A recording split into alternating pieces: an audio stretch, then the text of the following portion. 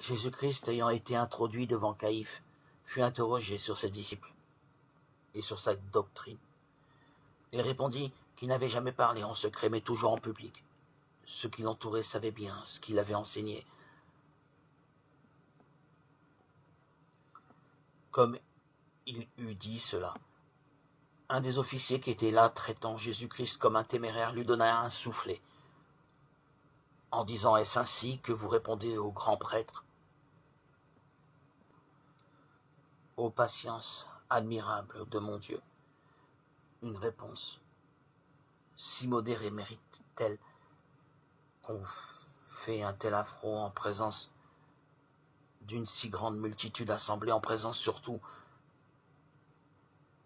du pontife qui, loin de réprimer l'insolence de son ministre, semble approuver par son silence. Ah mon Jésus, vous souffrez tout cela pour expier toutes les humiliations que j'ai eu le malheur de vous faire endurer. Mon amour, je vous en remercie, Père éternel, pardonnez-moi par les mérites de Jésus-Christ, mon Rédempteur. Je vous aime.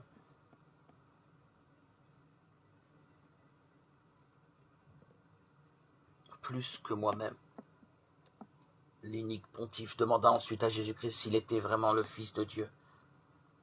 Par respect pour ce nom sacré, Jésus-Christ répondit qu'il était en effet. Alors, Caïphe déchira ses vêtements. En disant « Il a blasphémé », et toute la multitude s'écria qu'il était digne de mort. Oui, mon divin Sauveur, oui, vous êtes digne de mort, puisque vous êtes obligé à satisfaire pour moi, qui ai mérité la mort éternelle. Mais puisque par votre mort vous me rendez la vie, il est juste que je vous la consacre tout entière. Je vous aime et je ne désire rien tant que de vous aimer.